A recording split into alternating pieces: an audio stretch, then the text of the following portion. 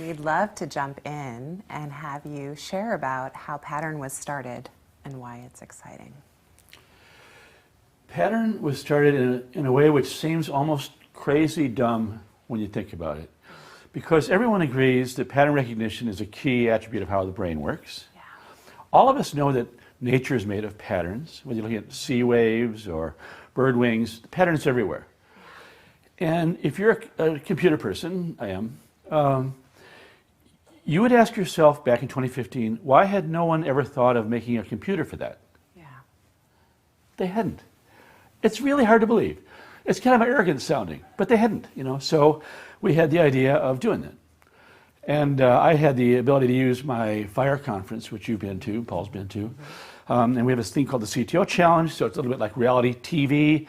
And we have 10 world-class CTOs, and they don't know what they're going to get. And we gave them the problem of build that. Yeah. And they did. Yeah. And this is a pretty cool foundational story. When we did that, there's a Friday judgment thing. Everybody judges them. They all got high points. And then 2 standing ovations from the crowd. And this is a tough crowd. Yeah. CEOs, CTOs. And then by the time they got off stage into the coffee room, we had been funded and staffed. Yeah.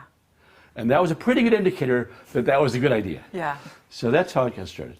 Yeah, I remember that moment. It was so... That was crazy. It was so remarkable. Yeah. And you could just sense all the different things that had gone into that idea and that energy and that moment and just it was just a vibrant and living experience. You kind of felt like you were at one of like the invention of the chip. You just kind of felt like remember this moment because there was never a pattern computer before and now there is one.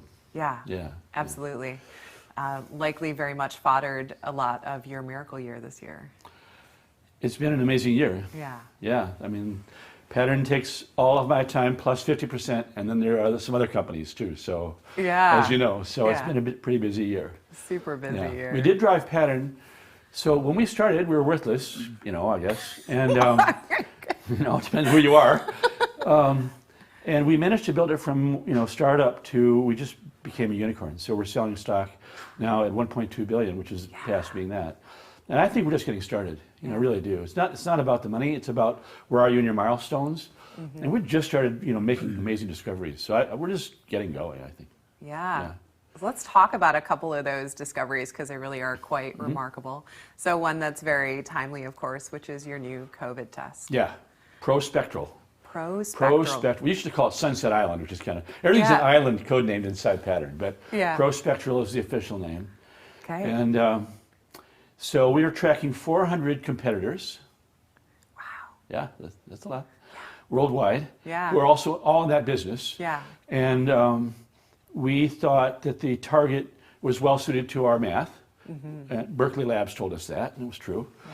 And the idea was, vax isn't enough.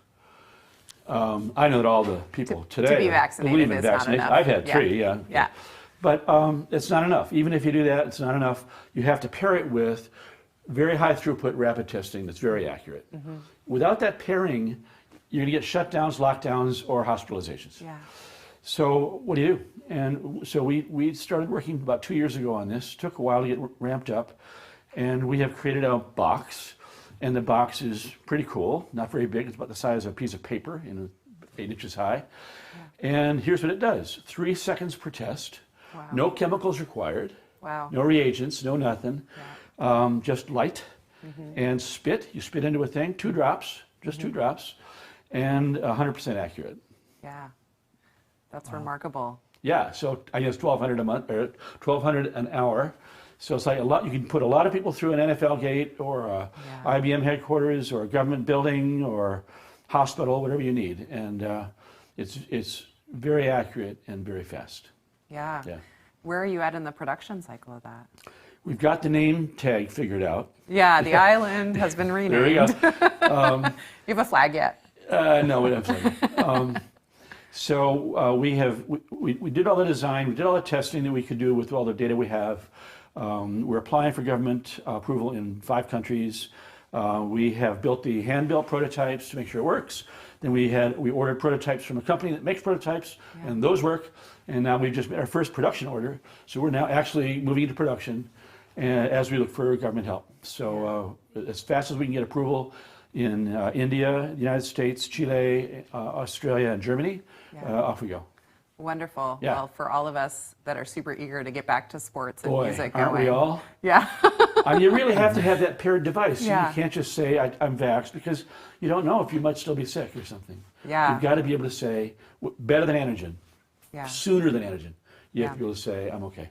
Yeah. Wonderful. So, wow. It's a wow. Wow. It's pretty cool. Wow. Yeah. Wow. Yeah. Yeah. So in addition to that, noticed that you had published 3 papers in physics this year. Yeah. True. Actually, in about 8 weeks, turns out. In Yeah. 8 weeks. Mm-hmm. Okay. How? A lot of typing. A lot of typing. Yeah.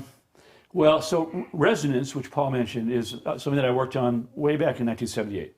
Yeah. And it was really the beginning of my recommitment to pattern recognition. So I thought, here's a good test, and I was very interested in physics. Apply pattern recognition to the king of sciences, so I think of physics. Yeah. And so you're coming at it sideways. It's not like I went to Stanford for 50 years and I got a PhD in it, and I took, I learned everything that the standard model, all that kind of stuff, right? Mm-hmm. The intern idea, right? Didn't do that. Yeah. Let's do the opposite of that. Let's take pattern recognition and apply it to a science and see if you see it in a different way. Yeah. And it worked. Mm-hmm. Actually worked. So the result of that was a really deep understanding of a lot of things from a different perspective than usual, which were true in the sense that they were real patterns. Yeah. Maybe they don't lead or they do lead somewhere, but they were real patterns. Mm-hmm. And without going into lots of detail, for the next 30 years or so, I did 3 papers on that. Wow. And then this year I did 3 more. Mm-hmm. And it all came from a back porch conversation with my good friend Chuck House. A lot of folks know who Chuck House is. He used to be the top tech guy at HP. I think he was the same thing at Intel. He's a brilliant guy, right? We're sitting having a beer on my back porch, and he said this thing, and then everything clicked, right? It all clicked. And the centerpiece of resonance is what it sounds like. The idea that I came up with was that these patterns were leading me to understand space was not empty. Yeah. And I actually published a paper called Einstein's Greatest Mistake. Yeah. And it was his greatest mistake. Yeah. And I didn't know that he knew that, but Walter Isaacson, who wrote the bio on him, later told me that Einstein agreed, which is pretty mind-blowing. So that mistake was that space is not empty. Mm-hmm. And once you start using that lens into this whole question of what's the world about, you see things completely differently. So the world that I walked into back in 1980, let's say, was a world of billiard balls, particles, called the particle zoo. Mm-hmm. Frankly, I thought it was kind of a stupid thing to start with. But okay, so here are all these billiard balls, give them names. Yeah. It was endless. It was embarrassingly endless. Yeah. It's not over yet. But if you flip that and you said, well, what are they made of? Oh, what is light made of? Oh, it's made of space. Oh, space isn't empty. Okay, that's it. Yeah. Yeah. Now everything you see is through the lens of space and what it's made of, and the properties. The one sentence for that thing is the properties. The laws of physics derive directly from the properties of empty space, which is not empty. Mm-hmm. And then once you've got that, it completely changes how you see the world. Yeah. Everything. Yeah, it's very exciting. So it wasn't that hard to do the 3 papers in 8 weeks. It took about a decade more of chatting with people and figuring it out. But the writing was easy. Yeah. So unfair question. Then, what should we call space if not space? I call it yellow jello. Yes. I don't know. Not mellow jello. But I think you can't jello. call it the ether because everyone hates that word. But you got to call it something. I just call it space. But for a long time I said not empty or otherwise than empty.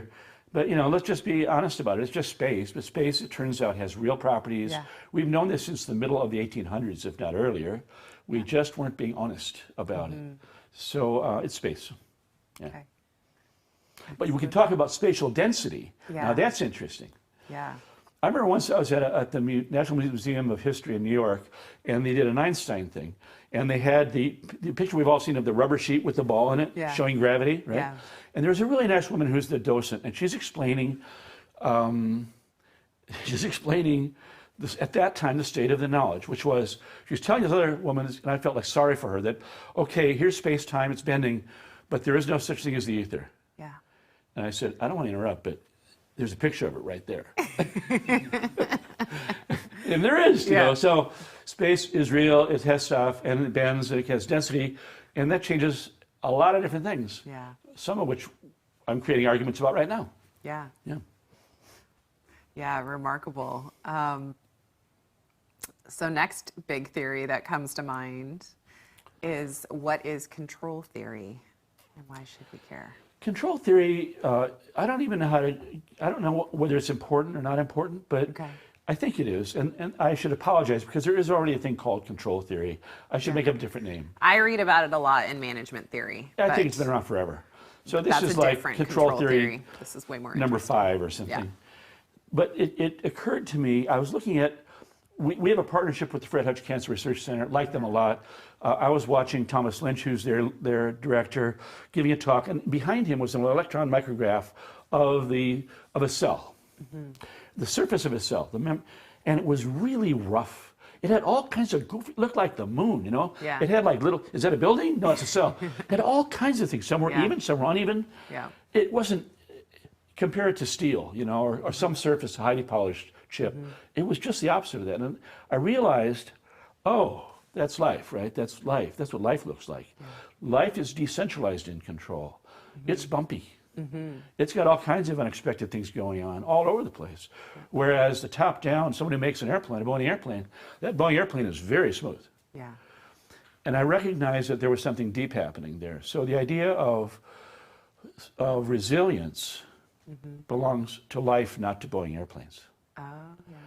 So if you want resilience, if you want survival, if you want to have long-term success, you want to have decentralized control. Just like that thing that built that cell. Yeah. If you want to have a temporary thing, you build a Boeing airplane, you know, then you have a highly centralized system. So that was the basis of control theory, was that there was this deep difference between top-down control and decentralized control, and it would lead to differences in things like resilience.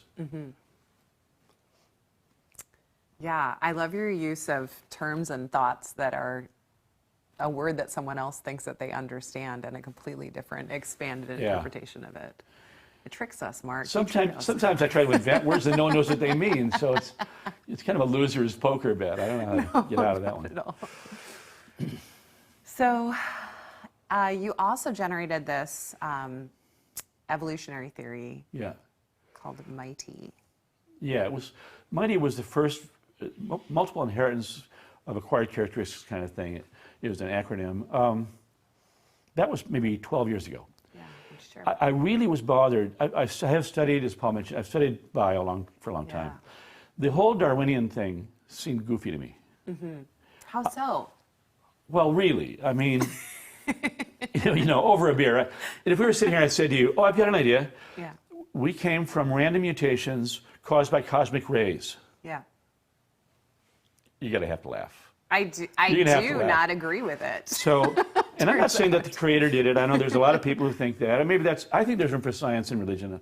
But basically, that was just that'd be a laughing, you know, point. Because there's no way. And, you know, I think sober, you know, scientists look at that proposal with tooth and claw. It's all about, you know, survival of the fittest and stuff. Yeah. You can't get from A to B that fast. Yeah. When you watch the evolution of the eye or the evolution of the hand, it's just not going to happen that fast. So the illegal thing was called the inheritance of acquired characteristics, or Lamarckian. It just occurred to me there's got to be more going on. And so I started with MIGHTY, and I kind of worked my way to, today I call it equilibrium genetics. Yeah. And I'm pretty sure it's right. Yeah. I don't know, we're still waiting for but I will say, I think science is coming in my direction on this. So if we had a bunch of scientists right now here, I could say to them, DNA is not only affected by random mutations, but by other things. And they wrote, true. Yeah. And I could say, and those other things might include viruses. And they wrote, yes. Okay, that might be 13 to 18%. Okay. And then I'd say, yeah, but you know, there's more. And they go, true. And I could say, well, of those things, likely they're involved with epigenetics and how genes express. And maybe there's some vulnerability in there that passed back to the mothership. They go, that could happen. So you're kind of working your way back to the idea that structural changes to DNA can happen in a conversation with the outside world. Yeah. That's the equilibrium. Now that was simple, right? Super simple. Okay, it's revolutionary. It's totally going to be Yeah. true. Yeah. Yeah. That's Yeah. where we're going. Remarkable. You know, how fast and how much and why and who did it, but no question that that's true. Yeah, it's a really cool idea. Yeah. It's true. Yeah. Yeah. Remarkable. So I'm having so much fun, and we're going to do something a little bit different with our predictions this year. We've decided, team.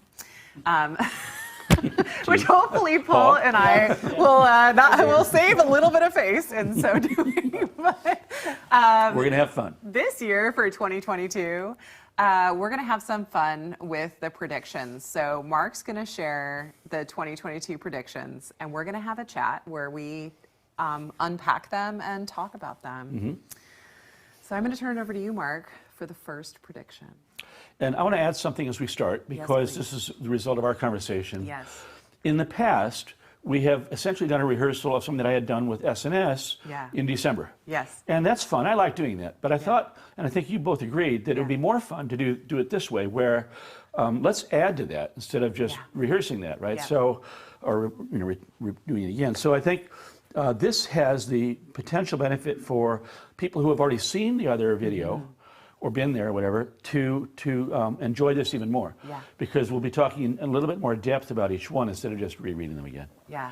And as people who've been to this TAG event know, I always read them, boring as that is, because as Paul will mention, I'll be graded on them a year later. Yeah. So Yeah. it's not random true. or kind of how do you feel. So I'll read the first one. Battery technology responds to the most intense financial and innovation pressures in tech history, leading to radical improvements in both energy density and safety. New materials, solid state, cheaper, faster, better. Huge fortunes are bet, lost, and made. That's number one.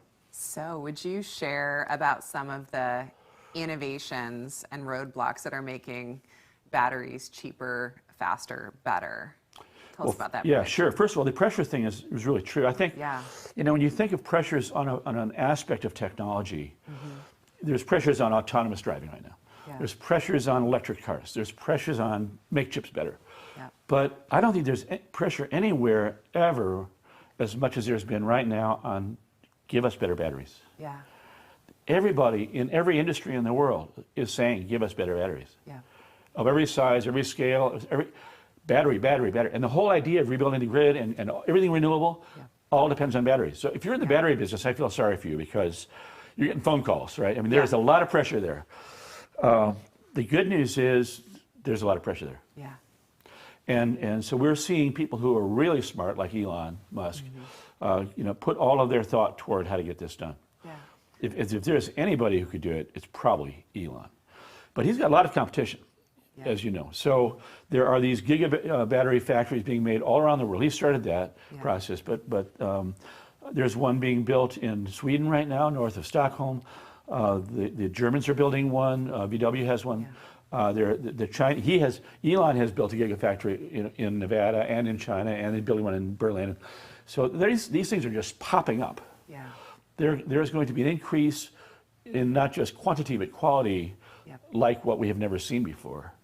But it's a hard thing, and the proof that it's hard is that at a time when we've seen chips go through Moore's law, you double every 18 months or. Well, not so for batteries. Batteries have been very, very slow to improve. Yeah. And it's a hard problem. Yeah. But I do think it's going to get fixed. Yeah. Yeah. Hard and slow to improve, but a significant bottleneck to Yeah, a lot of other forms that's right. of innovation. So Everything we do right now has to have better batteries. yeah, I know. We argue about that at home all the time. Yeah, okay. All the batteries everywhere. Unusual dinner conversation, but yeah, okay. All right. Let's share about the number second 2. one. Rapid, accurate COVID detection, there you go, will be recognized as the necessary complement to vaccination, with both being understood as required in order to avoid continuing health and economic damage. New math and pattern discovery will provide the detection improvements needed to keep the world going on both fronts. Obviously, I've got a poker bet here, but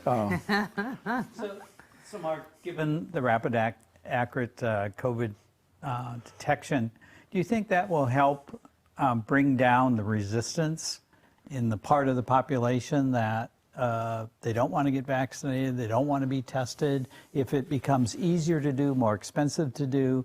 Less expensive. Less expensive, excuse me. And that's your path into the next sports event.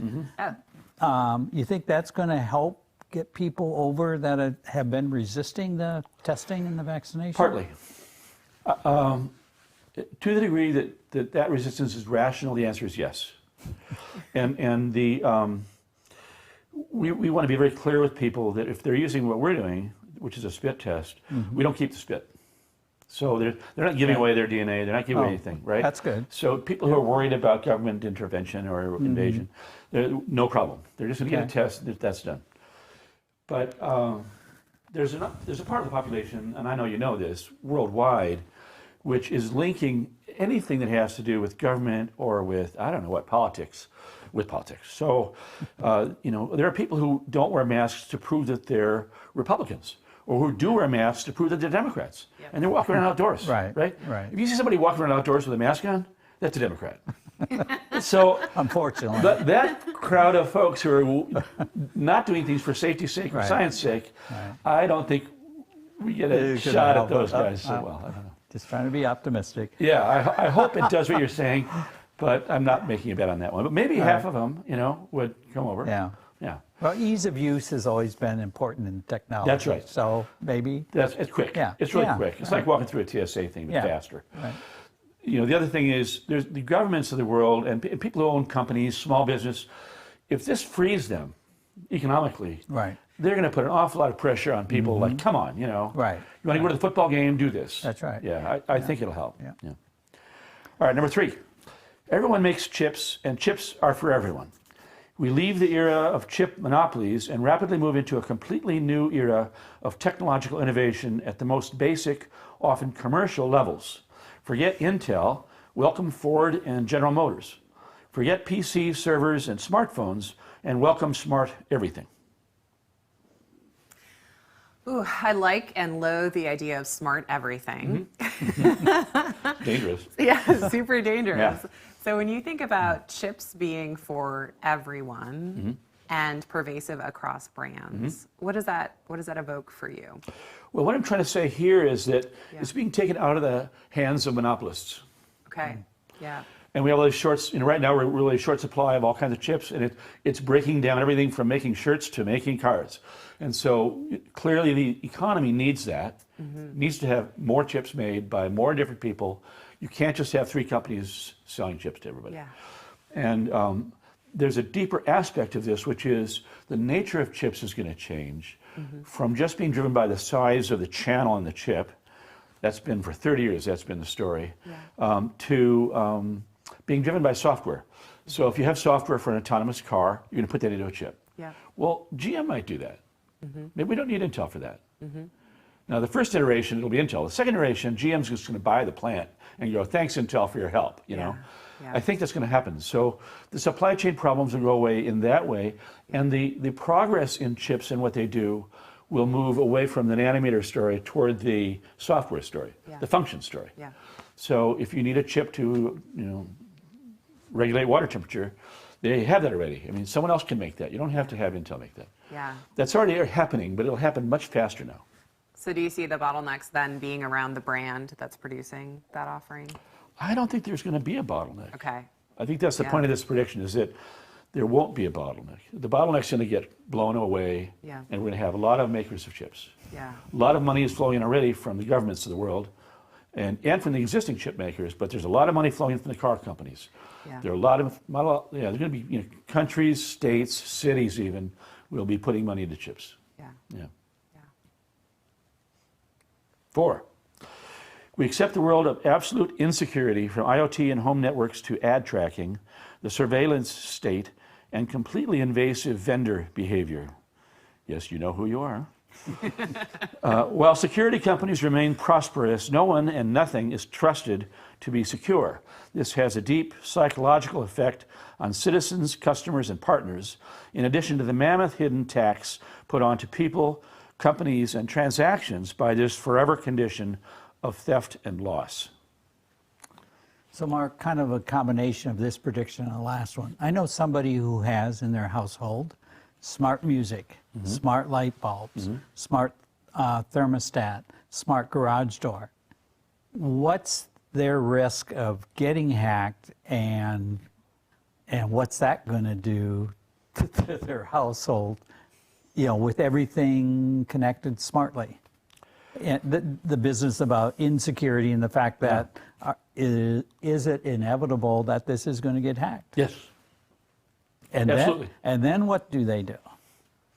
Regret putting that stuff in. So then You come home, your door's open. Why is your door open? Somebody Well, hacked your door. Yeah. Or you find out that there's a movie of you and your wife in your bed, and who took that picture of you using your camera, right? And it got on the internet, right? Who put it on the internet? Yeah. And you go, I shouldn't have done that, I guess. Yeah. So there's no question that's going to happen. So the question is, human question, how do you deal with that? Yeah, Or how do you feel about that? Right. Paul. Yeah. I'll just tell you, I've got a Amazon Alexa in my office. It's unplugged. I haven't plugged it in for years. Okay. I have an Echo Dot in my office. It's still in the box, unopened. Okay. I don't have anything in my house like that. So that's where I was going with that, is for those that have embraced all this smart technology and the risk of getting hacked, are people just going to back off? Like there was a period where people were canceling their Facebook accounts because, their information was going everywhere? I mean, that will happen. There will be events where someone's house gets broken into or gets murdered or whatever. There will be things that happen where it'll cause a large response. But I think what I'm trying to say here is that some people will just give up. It's kind of like COVID. Yeah. They're just going to give up, right? Like, okay, I guess I have no security. Yeah. And if there's a hacking event, they'll go, okay, I guess that was normal. Right. It is going to be the new normal. I mean, right now, we already live in a world where everything, how many times do you think our personal information has been stolen by China and Russia in the last 12 months? Don't tell me. More than one. I'll tell you. So gigantic thefts, like hundreds of millions of people. So none of us are secure anymore. Right. Yeah. So I think it's just a matter of either some will keep fighting it and some will resist and some won't. Okay. So here comes China, number 5. China becomes a pariah state, at last seen for what it really is and really does to its own people and to others. Disengagement by the free world moves from a so-called impossibility 2 years ago to a staged inevitability for all who can protect themselves. Well, we're coming right up upon the Olympics. True. Is that a question? It is a question. What is your question, Mary? Share a little bit about unpacking this disengagement and how you think that's going to play out over the course of this year. You mean the Olympics? The Olympics and beyond. Whether the Olympics will have a role in this. The IOC has no ethics that I can see. They would probably be proud to say that, in a way. I mean, they wouldn't like to say it that way, but they pride themselves on it's just about sports, and I think that both noble and stupid. You'll remember the Olympics when Hitler was in power. Yeah. Right? And that same problem came up. And Jesse Owens, I think, ran that year and made a world record. And, at the same time, it's like, are we supporting Hitler? Yeah. And Hitler sure thought so. Yeah. And I can tell you for a fact, Xi Jinping is betting on this. Yep. He, Mr. Dictator of all time, way beyond Hitler, he needs this. Yep. He needs it domestically, and he needs it internationally. Yeah. So we're helping him. Yep. I don't believe in helping him. Yep. I don't believe in dictators. I don't believe in the Communist Party of China. I don't believe that we should be helping a country that has concentration camps. Yeah. I made a joke in a video we made last week, and I was saying, the companies like Apple that are trading secretly with the Communist Party right now, which came out last week. In 1939, in Invent IP, we said it's kind of like 1939. It's like when IBM and Ford were selling tanks and computers to Hitler before the war, knowing pretty well that there might be a war. And then they kept doing it after the war. Well, now I think we're in 1941 with China. And so, when Tim Cook says whatever he's going to say, hi, Tim, there's a reason why I won't buy anything from Xinjiang, but I'll buy it from Beijing, right? Yeah. Shanghai. Imagine how stupid that is. Yeah.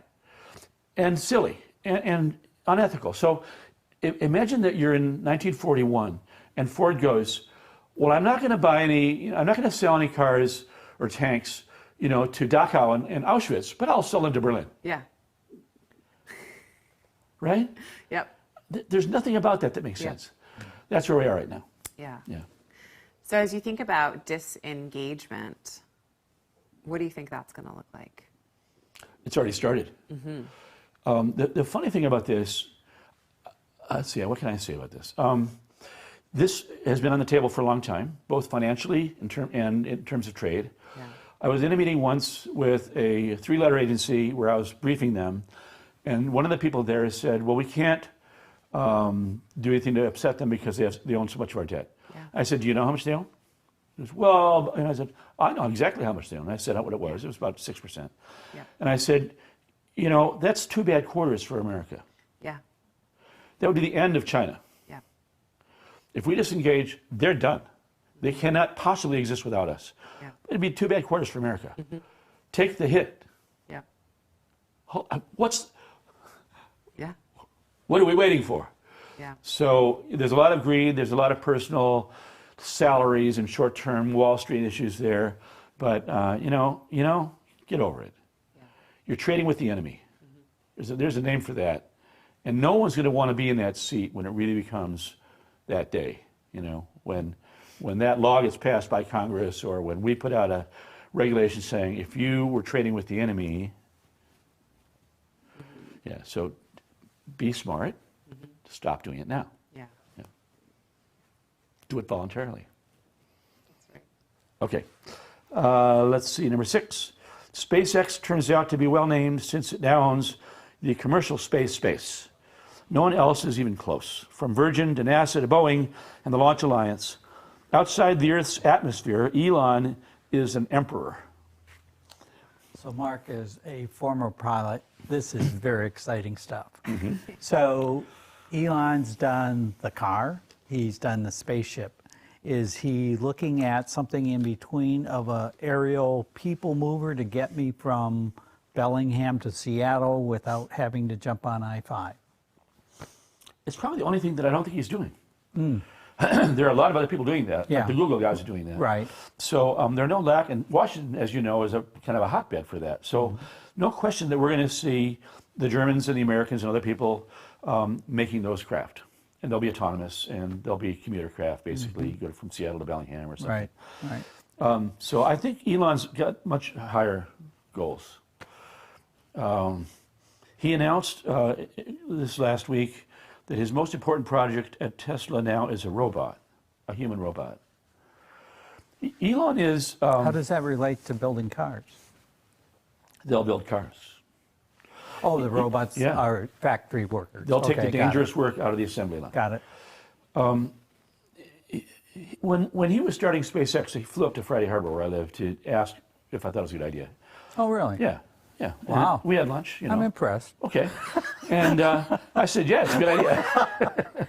If you put me on your advisory board, it's a good idea.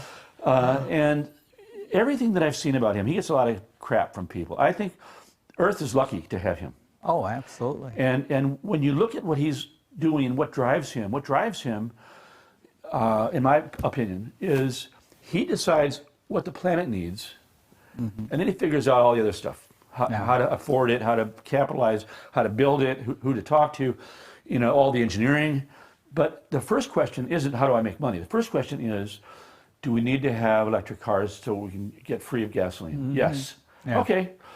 The only reason he started Tesla, we didn't start it, the only reason he took over Tesla was because he wanted to get GM and Ford to make electric cars. That was his whole motivation. He was going to push the big guys. It wasn't for him to be in that business. It was for them to be in that business. Okay, I didn't know that.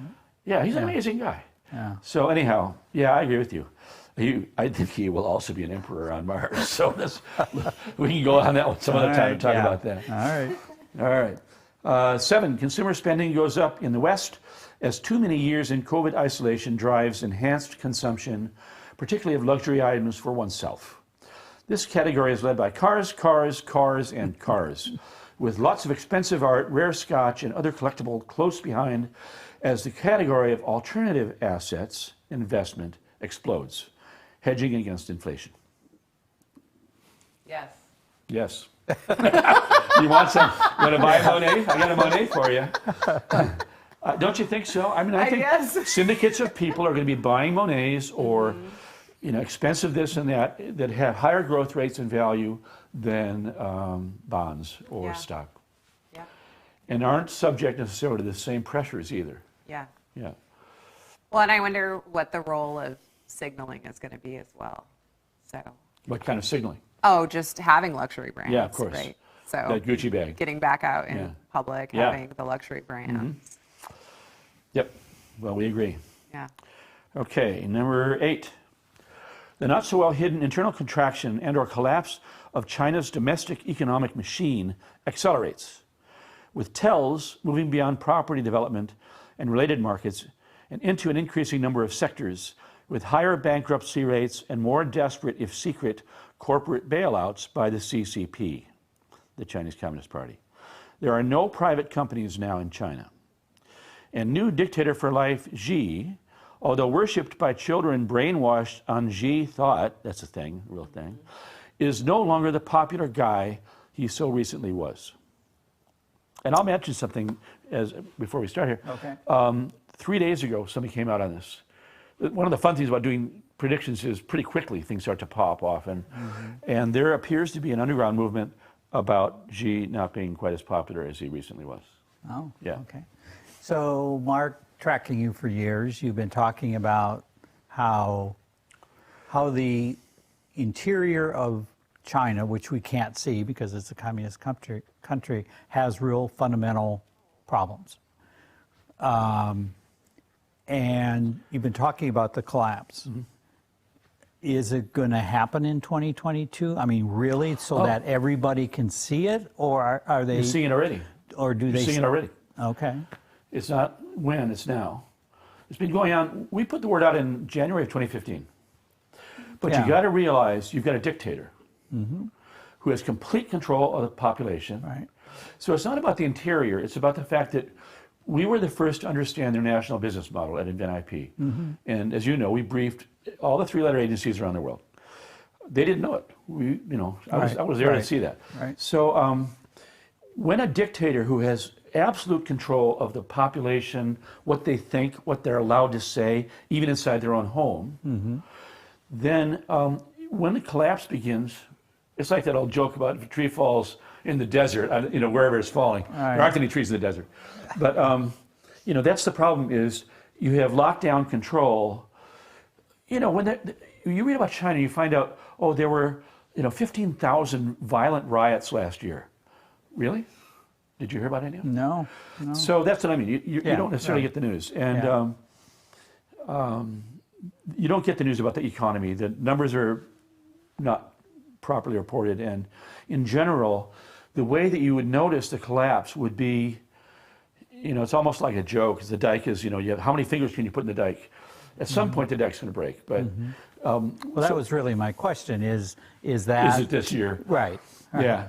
I don't think it's going to be a year. I just think it'll be like, everything starts shaking more and more. Okay. I don't know if it's going to be a climactic event, but that thing I'm describing will be, when you start seeing banks fail, that's already happened. When you see massive companies, top companies in the country, Anbang Insurance, biggest company, fail, complete fail. Evergrande, biggest, fail, complete fail. So that's already happening. Okay. And the important part here isn't about even that. It's that this national business model is a very tightly integrated thing. It's a machine. And so it's not about does this thing fall off the machine or does that. It's when the internal parts of this, like the banking system, Right. are starting to collapse, the whole thing will fail. But after it fails, how would you know? There's no market. Yeah. They don't have a market. They don't have private companies. Huawei is not going to evaporate. Right. So the government will just print more money and give it to Huawei. So it's hard for Americans or anybody in the free world to appreciate the difference between how we see economics or money or productivity or what do you want to say in that world compared to how they see it. So I have a question related to this, but about Alibaba, but we'll keep going here in the interest of time. We'll cycle I back. remember that prediction so well that day in 2015 when we had our predictions event and how the crowd responded to your prediction. Yeah, well, now we can look back to that year and go, that happened, and that happened, and that happened, and that happened. Yeah. And they were all kind of pieces of the machine falling away. Yeah. Number 9, the climate struggle is joined. Faced with certain damage, agreed science, and the threat of new mega events, and encouraged by international consensus, the world seriously begins the exciting and painful move away from generations of terracide. Things go faster than predicted only a year ago. That's you, right? Yeah. Tell us more about terracide. I love that word. Isn't it good? It's a good word. I made it up. Well, yeah, and it makes so much sense. You know what it is. Yeah. You're killing your planet. That's right. Yeah. No, I get it. It ought to be a crime. Shouldn't it be a crime? Like if somebody knowingly kills the planet or tries to, there's got to be a penalty for that. Right. Well, that's a criminalized word. I mean, terracide. Terracide. Yeah. The T-shirt. Well, so I really think that things are going to go faster. Everyone's pretty gloomy about all this right now. And, you know, we have to all stop being, we're gloomy because of the internet. We're not gloomy because of the world. And the world needs help, but it's not that we can't do it. It's just that we have to. Yeah. I'll give you an example, which I don't think will happen, but it's a good example. It's like Einstein mind experiment. So I had this idea a few months ago. I called up Larry Samar, who's one of my best friends. I said, what do you think? He said, yeah, he's really smart. So here it is. And I called it, let's call it Go Light. Okay, what is it? Whatever the agenda is from the top 20 countries in the world, let it go. You know, whatever you care about, your farmers or your whatever, just let it go for 5 years. Yeah. They're on their own. You take all that money and put it into solar. 5 years. I don't object to that. 5 years. Just 5 years. That's not very long. Yeah. That's a blink. Yeah. You know, that's 2 crickets talking to each other. Yeah. 5 years later, we're done. Yeah. We saved the planet. Yeah. We are completely done. Yeah. I don't think this is wrong. I mean, I think it's true. I don't think it's going to happen. Yeah. But it's a good example that if the world got serious and really understood that this is the end of life as we know it, take a little time out, build out the solar thing, go back to work. Back to your first point as well on batteries. Yeah. So, yeah. So it's doable. Yeah. It just requires willpower. Yeah. I do think that we're going to be further down the pike than people thought. Yeah. Okay, number 10. We're almost done here. The world economic war for a middle class becomes a defining and now public fight and characterizes a policy pivot away from globalism and the ownership class and towards the neglected goals of reshoring manufacturing, restoring jobs, and increasing middle class incomes. So I'm a little bit in the middle of this with our family business. And so my question is about restoring the middle class and their income and their position in our country. How do you reconcile a product being produced in China versus one in the United States where the big delta is the difference in labor paid? Right. How do you... I have two answers. Okay. First, do not trade with the enemy. And that's enough. I don't have to give you the second answer. But then Don't trade with the enemy. Okay. Don't send Hitler tanks. Don't send American dollars to Xi Jinping, because you know it's going to be used against you. So don't do that. That's the moral answer. The economic answer is when Walmart is my favorite example of your question. Okay. Okay, so the Walton family, right, Sam? You'll remember when that company was all America all the time, right? It was like they had American flags all over the place. Right. Every product was called Made in America. That was Walmart. Right. Today it's like 95% Chinese. It is the top distributor of Chinese goods, except Jeff Bezos is trying to beat them as usual in that category too. So what happened, you know?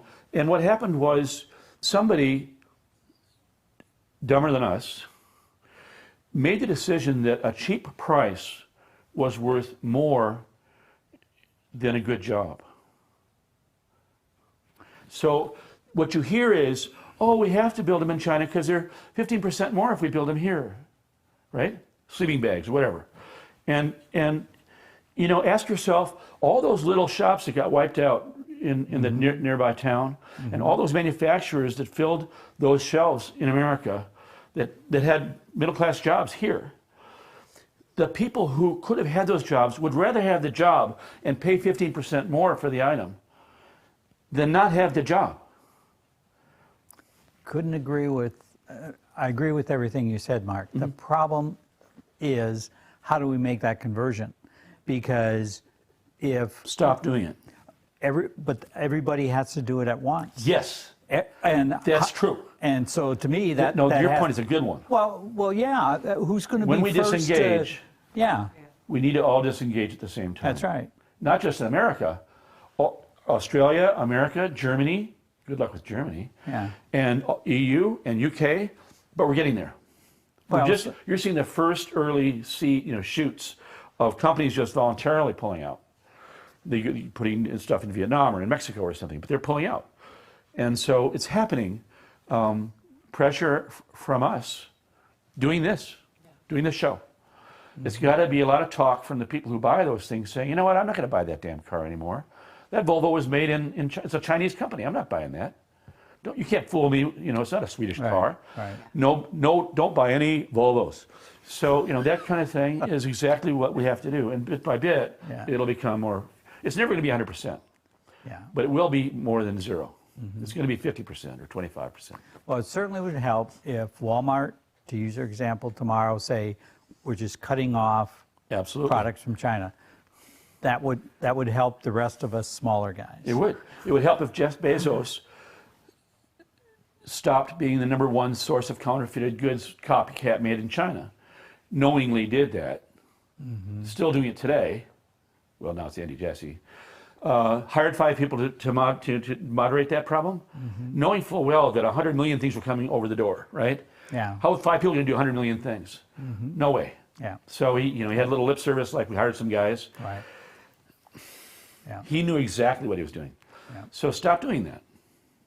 Don't become the #1 source of goods that drive the real people who made those things, invented those things, out of business. Stop it. Yeah.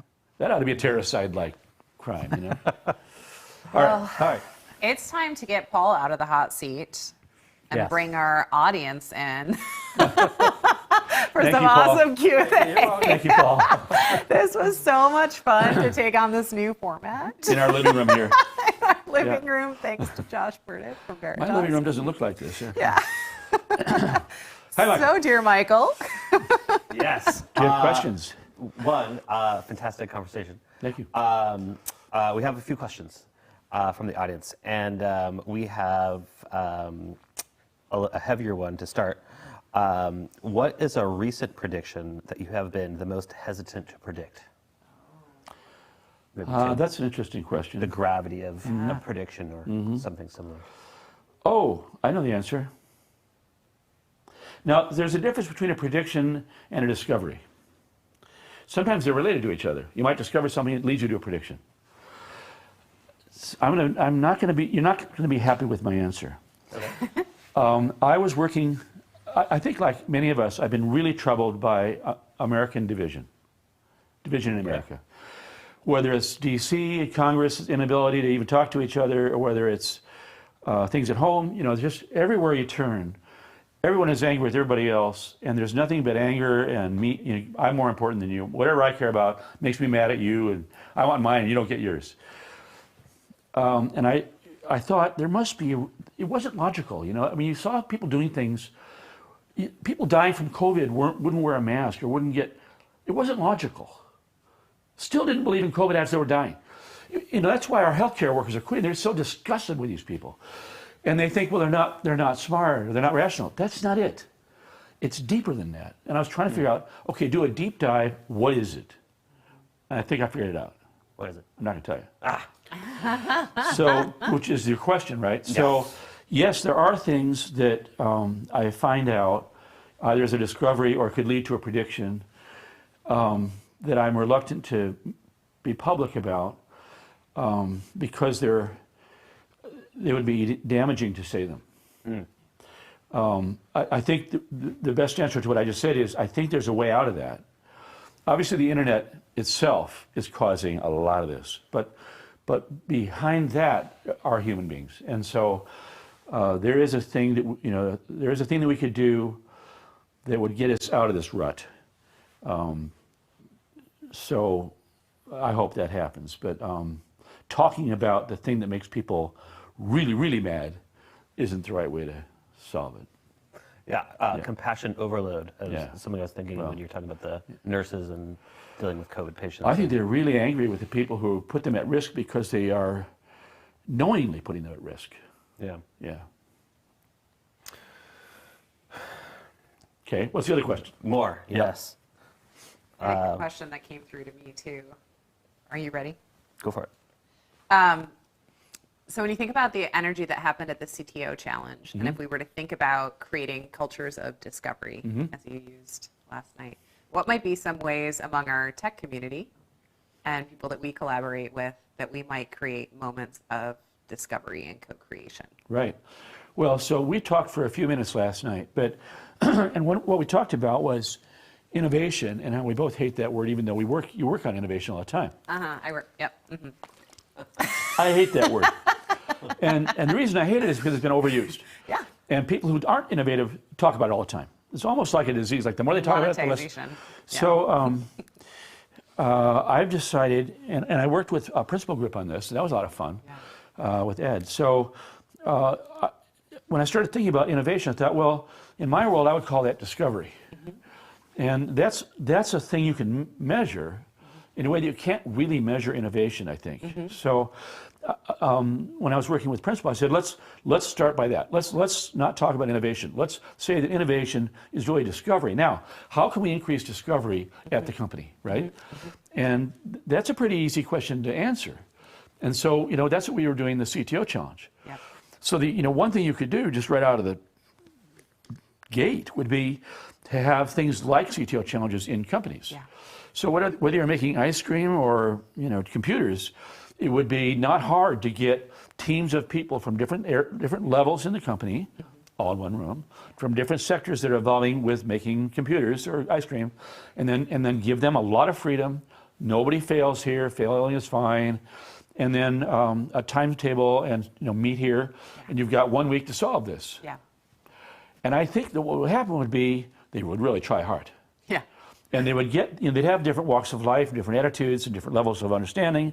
So the financial guy would have this, and the woman from, invention side would have that. But after a week, they'd have something. It'd be really cool. It could be a contest company-wide. You could do, 10 of these inside a large corporation or 20, and then you have a winner team. Everyone wants to win. And everyone gets rewarded. There are no losers, just winners. Yeah. I think that would be really effective. Yeah. It'd be fun for the people. It would do a little bit to break through what they sometimes call the frozen middle. It's like you'd have big guys and little women and big women and little guys and all these guys talking to each other. And it would probably be productive. I think that it would actually lead to great discoveries. Yeah, that'd be cool. Cool thing to do. I hope you do it. That's my life. Yeah, I love it. That's hope you do more of it. More of it. And I think our final question that we'll end here on, how do we address the growing digital divide of jobs needing expanding technology skills and a large segment of the population lacking those skills? Yeah, that's a really hard one. Yeah. And I would think it goes beyond just digital divide. That kind of implies computing, but it could be engineering, it could be mathematics, anything higher order thought, right? Higher education, higher training, the Germans do a pretty good job. And I think there are two parts to this. One is stop whining. I'm pretty tough. Yeah. That doesn't do any good. Just demanding things, whether it's money or whatever you want to demand, won't get you there. I don't care who you are. It won't get you there. A sincere effort from industry and from the government to train, like the Germans do. I think the Swedes do it too. I mean, it's a Nordic thing. But I would like to see things like free community college. I think that was a nice idea. But basically, the idea is everyone's going to be good at something. You don't have to be good at quantum mechanics. You can be really good at building cars.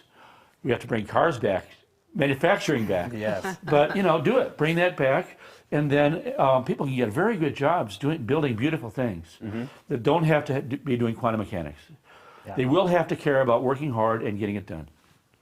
They'll have to take merit tests after they're trained to see if they can actually do that thing. Yeah. Build that bridge. Fine. It'll work. Yeah. Hard work and create something. Yeah. Yeah. Be generous and work hard. Yeah. Awesome. Yeah. Thank you. Yeah. Thank you.